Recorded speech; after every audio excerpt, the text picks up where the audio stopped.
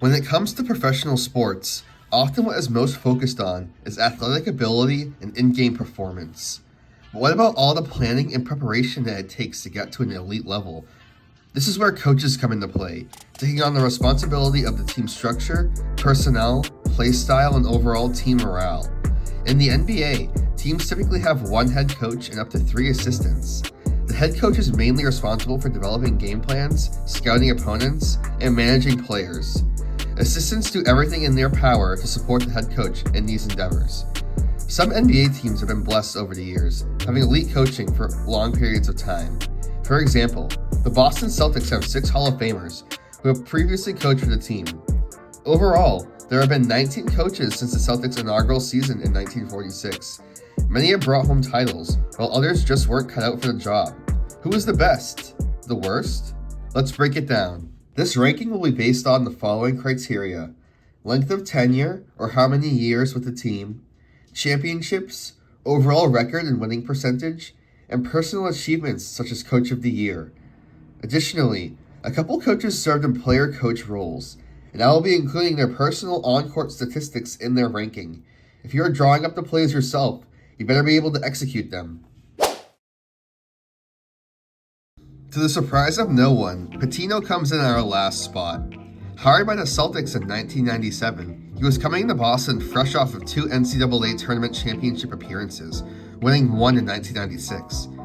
Many Celtics fans expected Pitino to restore dominance to the franchise, like he had done for Kentucky after the recruiting scandal brought on by Eddie Sutton. However, to say these expectations were not met is a massive understatement, with the team missing the playoffs in each of the full seasons he coached. The 102-146 career record can largely be attributed to Pitino's deep frustration with dynamics of the professional game along with fan backlash. Their frustration culminated to a post-game outburst in March 2000, where Pitino stated, "Larry Bird is not walking through that door, fans. Kevin McHale is not walking through that door, and Robert Parrish is not walking through that door. If you expect them to walk through that door, they're going to be old and gray. What we are is young, exciting, hardworking, and we're going to be improved." People don't realize that, and as soon as they do realize these guys aren't coming through that door, the better this town will be for all of us. As you can see, Pitino struck a nerve with many fans and resigned 32 games into the 2000-2001 season. Overall, he spent 4 seasons in Boston, winning 0 championships and winning 0 awards. His overall coaching record was 102-146, with a 41% win percentage. No playoff appearances either, placing Pitino firmly in last place. Now, it may not be fair to place Carroll this low, as he was purely thrown into the fire mid-season with Jim O'Brien's resignation. However, that does not excuse the facts, which are a 14-22 record in 2004, with a 38% winning percentage, along with no rings or awards, of course. Carroll was quickly replaced with Doc Rivers in the offseason, bringing an end to the shortest head coaching tenure in Celtics history. This performance should not summarize Carroll's coaching career or ability, coaching at numerous respected college organizations. Currently, Carroll is working as an assistant coach for the University of Rhode Island men's basketball team. Again, in 36 games under Carroll, the team went 14-22, but 36-46 overall that season, earning the 8th seed but getting swept by the 1-seeded Pacers. More so by technicality, Carroll is placed in the 18th spot. Coming in at 17, we have the Boston Celtics' first head coach with John "Honey" Russell. After playing for numerous professional teams in the 1920s and mid-1940s, he had a prestigious collegiate coaching career at Seton Hall. In 1946, he became the full-time head coach of the Boston Celtics in the BAA. Honey coached the team for 2 seasons, with a combined record of 42-76.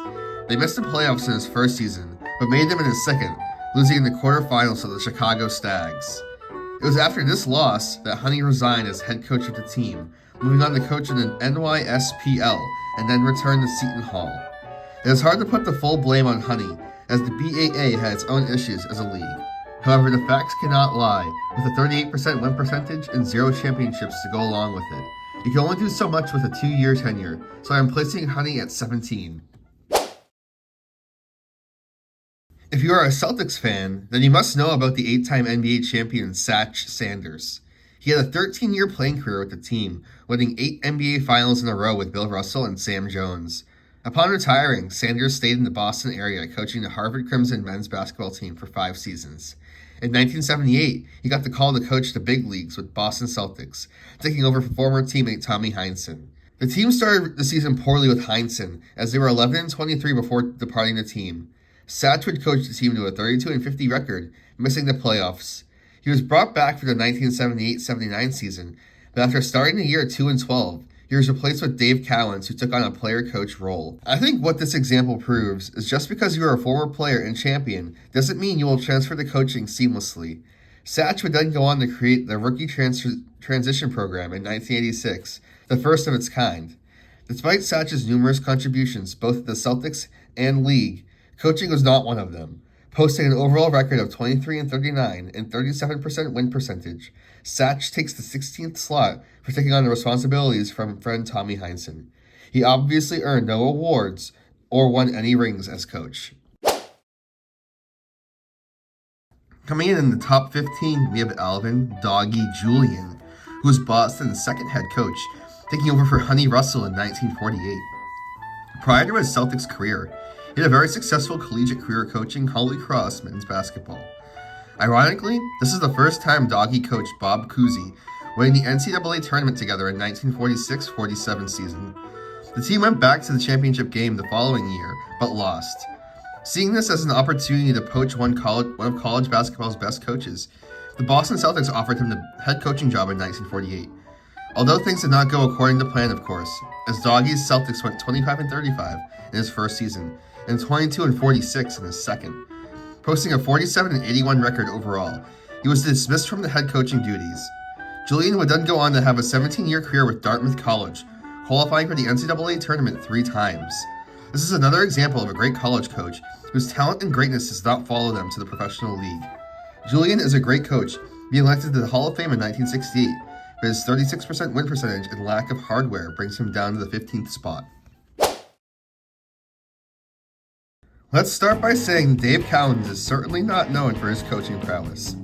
An MVP in 1973, Cowens took on a player-coach role for the team in 1978-79, taking over for Satch Sanders after bringing the team to a 2-12 record. Cowens did the best he could, leading the team to a 29-53 record to which they did not qualify for the playoffs. Cowens played in 68 of those games, averaging 16.6 points per game, 9.6 rebounds, and 3.6 assists per game, with 1.1 steals and almost 1 block per game, and 36 minutes per game. A respectable season whilst also taking on coaching responsibilities. However, in the offseason, Cowens quit coaching and returned as a full-time player for the 1979-80 season. This would be his final year with the team, retiring in 1980. Thinking he had some left in the tank, he returned to the NBA in 1982 for the Milwaukee Bucks. He got injured in the final game of the season and retired for good in the offseason. However, Cowens would return to the NBA as a coach. He was an assistant in San Antonio for 3 seasons, head coach for Charlotte from 1996 to 1999, and head coach for Golden State from 1999 to 2001. His best season record was in 1996-97 with the Hornets, leading them to a 54-28 record, making the playoffs, but lost in the first round. Now back to his Celtics coaching though. 27 wins and 41 losses, a 39% win percentage, and missed the playoffs. Technically, I should be harder on Dave, but I'm locking him in at 14. The boisterous Carr was an Energizer bunny off the bench during his Celtics career. Retiring in 1985, Carr enjoyed nearly a decade outside the NBA before returning in 1994. He was hired as the general manager of the Boston Celtics, taking over the following year after Ford's departure from the team as coach. Carr's first year coaching the team went 33-49, missing the playoffs. The following year was no better, as the team posted the worst regular season record in franchise history, with 15 wins. However, this was more of a strategic effort to acquire a high draft pick. Carr was replaced by Rick Pitino in the 1997 offseason, who then took on the role of Director of Corporate Development for the Celtics. Getting into the ranking criteria and where Carr is placed, it was quite evident that he was not cut out to be an NBA coach. However, with the variable of tanking in 1996-97, it is hard to say what the team's actual record should be. Additionally, his winning percentage is an abysmal 29%, lowest in Celtics head coaching history. Again, with the Tim Duncan sweepstakes looming over their heads, it is difficult to look at this data as 100% genuine. Therefore, I am not comfortable throwing him in the lowest tier. Putting him in at 13 sounds about right to me, since at the end of the day, he was trying to bring Timmy D to Boston. Udoka is a no-nonsense, on the court, coach that the Celtics hired in 2021. Playing and coaching for the San Antonio Spurs, Udoka's defense-first mentality was definitely something he picked up from Coach Pop. Udoka started the season a little shaky with an 18-21 record through December. However, they turned it around in January, finishing as the number 2 seed at 51-31. Udoka did earn 2 Coach of the Month awards, helping out with his ranking. In the playoffs, Ime brought the team to their first finals appearance since 2010. However, they would go on to lose to the Golden State Warriors, but a finals appearance in your first year is impressive. Unfortunately, this is the peak of his tenure, as the rest consists of suspensions, scandals, and tons of drama. Udoka had an improper intimate relationship with a Celtics staffer, which then became unconsensual despite Udoka's continued advancements. He was suspended the entire 2022-23 season, being replaced by Joe Mazzulla. Mazzulla was the final nail in the coffin for Ime's Celtics tenure, signing with the Houston Rockets in the 2023 season. Despite just having one great year with the team that led to a finals appearance and 2 Coach of the Month awards, Ime lands just outside the top 10, posting a 62% winning percentage as well. I can't justify putting him any higher with the accusations made. Ime takes the 12th spot. Rodgers almost never became a head coach, majoring in dentistry in college. However, he changed career paths, getting hired as an assistant at North Dakota under Bill Fitch's coaching tree. Rodgers would be attached to Fitch's hip for his next 2 jobs with the Cavaliers and Boston Celtics. Rodgers was an assistant in Boston for 9 seasons, remaining with the team after Fitch left. Shocking, I know. After Casey Jones retired in 1987-88, Rodgers was promoted to head coach. In his first year, the team went 40-42, making the playoffs but losing in the first round. This was mainly due to Larry Bird's absence with an injury. The team, however, would rebound under Rodgers, posting a 52-30 record the next year, although the team would lose in the playoffs again in the first round. Rodgers was promptly fired after this loss, going on to coach in Minnesota. He would go on to post a 21-90 record with the team before promptly being fired after posting a 6-23 record halfway through his second year. Rodgers would then go on to win a few rankings with the Bulls as an assistant. However, when looking at his Celtics tenure, 2 first-round exits earned you a spot just outside the top 10 at 11. O'Brien came to the Celtics in similar fashion to Jimmy Rodgers, following Rick Pitino from Kentucky in 1997. O'Brien served as an assistant coach for 4 seasons before replacing Pitino as the head coach in 2001. He took on the responsibility of rebuilding a struggling team, successfully may I add. O'Brien led them to the playoffs twice, losing the conference finals and conference semifinals. However, after almost a decade of losing seasons, Celtics fans were happy to see the improvement. In the following season of 2003-2004, things culminated to a breaking point for O'Brien. For some background information, O'Brien and newly hired general manager Danny Ainge did not see eye to eye on short-term and long-term goals for the team. Ainge, as a newly hired GM, wanted to do a complete overhaul of the team. This makes sense, as walking in as a GM facing a bunch of staff and personnel you did not hire, you would want to implement changes that align with your plans. With this in mind, Ainge traded 2 of O'Brien's favorite players in Eric Williams and Tony Batty. A month later, as a direct result of this trade, O'Brien shocked everyone by resigning. He would then go on to coach for the 76ers and Pacers, leaving the Celtics in mayhem until Doc Rivers' hiring in the offseason. O'Brien's reconstruction of a mediocre roster to playoff contenders is nothing to scoff at, yet his childish response to disagreements put him in the 10th spot. In hindsight, Ainge's plan did lead to a championship in 2008, so perhaps it was a good thing that O'Brien resigned. A New England native, Mazzulla graduated from West Virginia in 2011. He bounced around to a couple lower-tier programs before the 2016-17 season where he was hired by the Maine Red Claws of the G League. Joe went back to the collegiate game, coaching Fairmont State. He led them to a 22-9 record and an appearance in the 2019 NCAA Division II tournament. That following summer, Mazzulla was hired as an assistant coach for the Boston Celtics under Brad Stevens. He also served as assistant coach under Udoka's coaching staff in 2021-22. The following offseason, Mazzulla was named an interim head coach amid the Udoka suspension. On December 1st of that season, Mazzulla won Eastern Conference Coach of the Month for both October and November. The Celtics began with a league-best 18-4 record, and on January 30th, Mazzulla was named as the All-Star Game head coach. Then, officially, on February 16th, he was named the 19th head coach in the franchise's history. The team also signed him to an extension amid posting a 42-17 record. The team entered the playoffs as a 2 seed, losing to the 8th-seeded Miami Heat in the Eastern Conference Finals. Missoula then earned another 2 Head Coach of the Month awards, the following year posting a league-best 64-18 record. In the playoffs, the Celtics beat every team with ease to make the NBA Finals against the Dallas Mavericks. The Celtics and Missoula would beat them in 5 games, with Joe becoming the youngest head coach in NBA history to win an NBA championship. Currently in his 3rd year under the helm, the team is sitting comfortably at 46-18, looking to repeat as NBA champions. Although Missoula's sample size is small, you can't deny his accomplishments and ability to coach a team. He can always move up or down, of course, but right now he is taking the spot 9.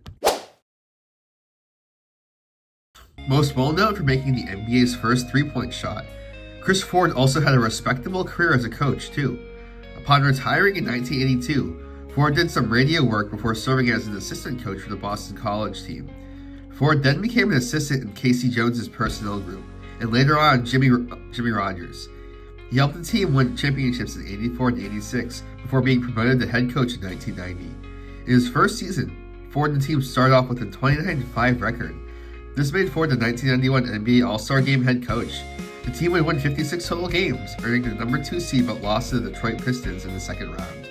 The following year in 1991-92, the team won 51 games, going on to lose in the second round again. The following few years saw the retirement of Brendan McHale. However, a bright spot with the young guard Reggie Lewis gave Ford something to work with.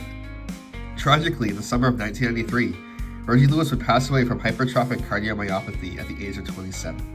The following year, which was also Parrish's last with the team in 1993-94, the team went from mediocre to flat-out terrible.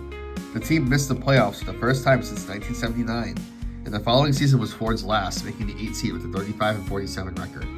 They were swept in the first round, and Ford was replaced by ML Carr. Ford would then bounce around from the Bucks to the Clippers and then the 76ers before retiring from coaching. Ford's overall tenure is 5 years with a 222 and a 188 record, with a 54% win percentage. Ford won rings as an assistant, but not the head coach. He was the coach of the 1991 All-Star Game, but his accolades end there. Ford was reliable at a time in the Celtics basketball where the future was widely unknown with their big 3. Ford did a noble job with the cards he was dealt, but earning the 8th spot on this list. Retiring from his playing career in 1996 after 13 years in the NBA, Doc wouldn't get his start coaching until 1999 with the Orlando Magic. Rivers was fairly successful bringing the Magic to the postseason his first 3 seasons. However, to start the 2003 season, the team would go 1-10, and Doc was fired.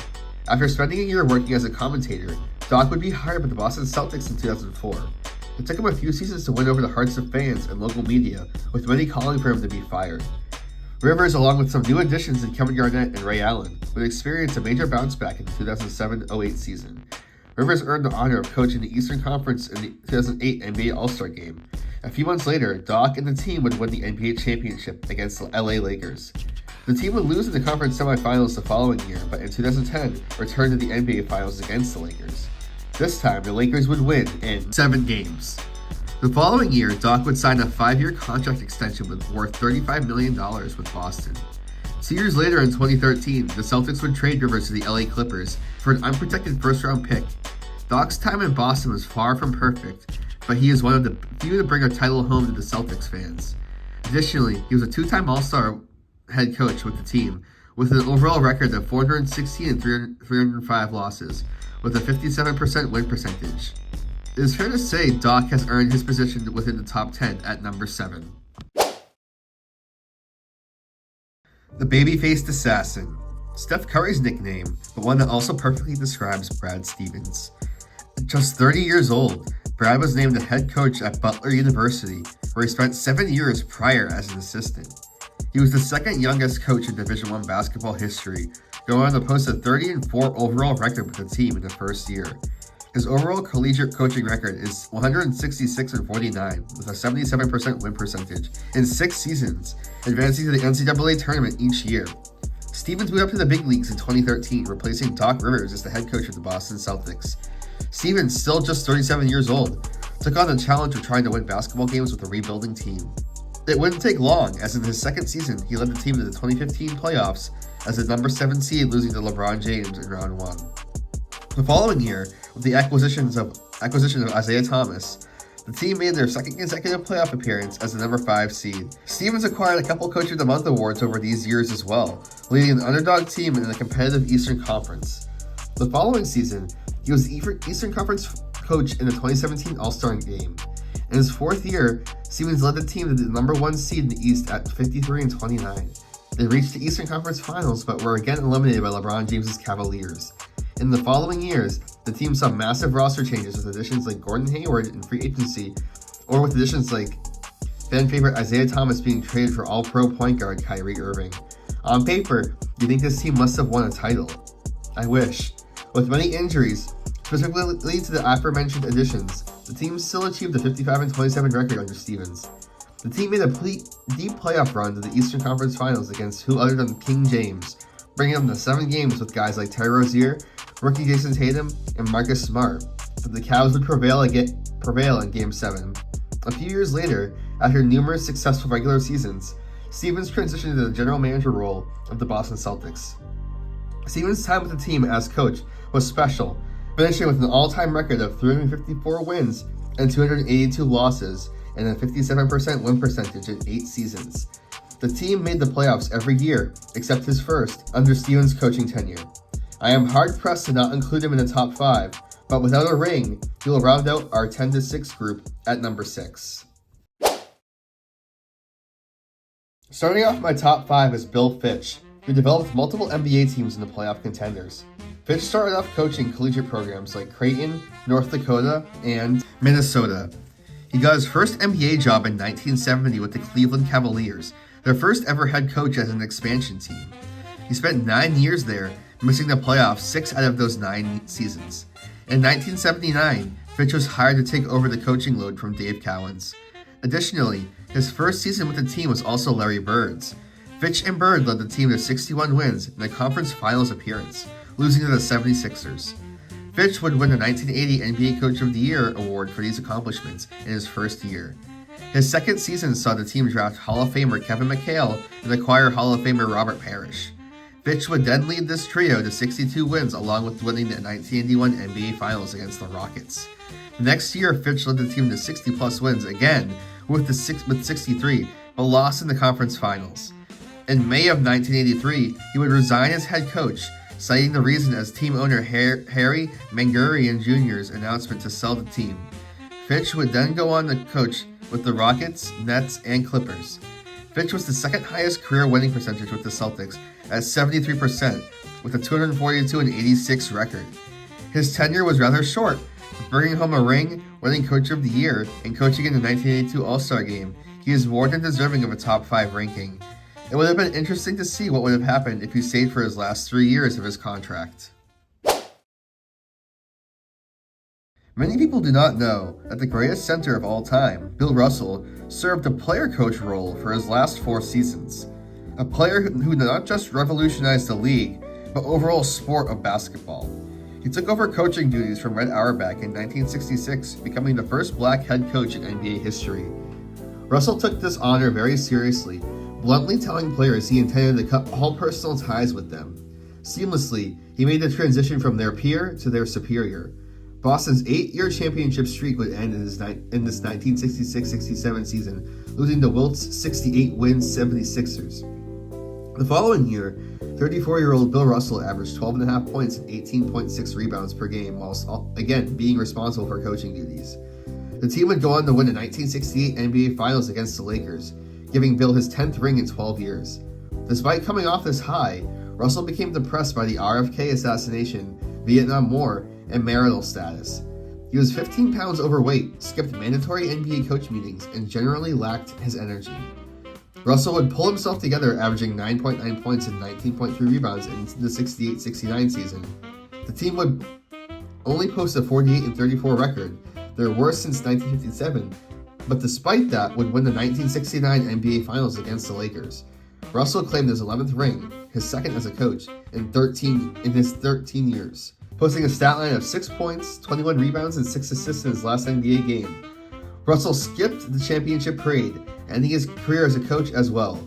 Overall, Russell spent 3 seasons coaching the team, winning 2 championships and no personal records. He had a record of 162-83, losses with a 66% win percentage. The reason why Russell is ranked so high, despite a weaker resume, is the fact that he executed the player-coach role the best out of anyone. He sits firmly at number 4. Mr. Celtic comes in at our 3rd slot with one of the most experienced Celtics tenures of all of them. Heinsohn retired from playing in 1965, taking a few years off before taking the coaching reins over from former teammate Bill Russell. The team truly missed Russell's impact over the following 2 seasons, failing to reach the playoffs in this retooling era. However, they broke through in the following season, achieving a 56-26 record. They advanced to the conference finals but lost to the New York Knicks. The following year, the team achieved the league-best 68-14 record. Heinsohn was named Coach of the Year for his efforts, although they were upset in the conference finals by the Knicks again. This is still the best Celtics regular season record, all because of Tommy. The next season in 1975, the team finally won a title under Heinsohn, beating the Milwaukee Bucks in 7 games. The team and Heinsohn would win another title in 1976 against the Phoenix Suns in 6 games. The team would take a step back in 1976-77, winning just 44 games and getting bounced from the playoffs in the second round. The Celtics would get off to an extremely poor start in 1977-78, coming in at 11-23, before Tommy resigned, leaving the coaching responsibilities up to former teammate Tom "Satch" Sanders. Overall, Heinsohn accumulated a 427 and 263 record with a 61% win percentage, along with 2 championships, the Coach of the Year award in 1973, and 4 All-Star Game head coaching appearances in 9 seasons with the Boston Celtics. Mr. Celtic spent over 40 years with the team, so it only is fair to put him in the top 3. We have another former player coming in to coach for the team in defensive maestro K.C. Jones, retiring from playing in 1967, but did not wait long to transfer over to coaching as he would serve as the Brandeis head coach from 1967 to 1970. He then jumped around from the Lakers, Bullets, and Bucks before joining the Celtics coaching staff in 1978 as an assistant. In 1983, Jones took over as the head coach, replacing Bill Fitch. Jones would then guide the Larry Bird era Celtics team to championships in 1984 and 1986. Additionally, Jones led the East in the 1986 NBA All-Star Game. The Celtics would win the division in all 5 of Jones' seasons, along with reaching the finals 4 or 5 times. After the 1987-88 season, in a surprise announcement, K.C. Jones retired from coaching, spending 1 season in the Celtics front office. Overall, Jones had a 308-102 career record with the team and a 75% win percentage, the highest among any coach in Celtics history. 2 rings, 5 All-Star Game head coaching appearances, and a pretty average and fair sample size. Jones to me is the clear best coach in Celtics history, if not for this next man at number 1. Thus, Jones is coming in at number 2. This was pretty obvious, as it would be an absolute crime to not put the man that brought home 9 NBA championships to the franchise at number 1, Red Auerbach. Red got his start with the franchise in 1950 when team owner Walter Brown desperately wanted to turn the franchise around. During the draft, Red famously snubbed local Bob Cousy and drafted Chuck Cooper, the first black player to be drafted by an NBA club.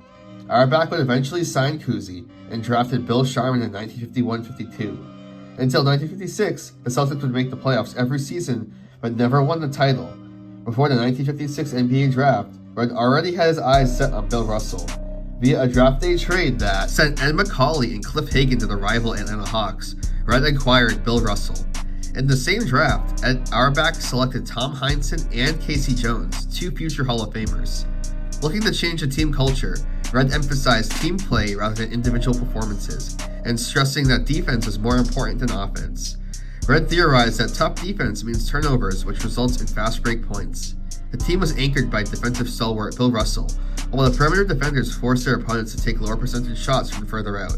The misses were then snatched by perennial rebounder Bill Russell, who then would either pass it to elite fast break distributor Bob Cousy or made the outlet pass himself.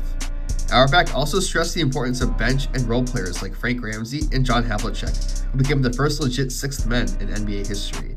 This recipe proved to be poisonous to the opposition, as from 1957 to 1966, the Celtics won 9 out of 10 championships, which included 8 consecutively.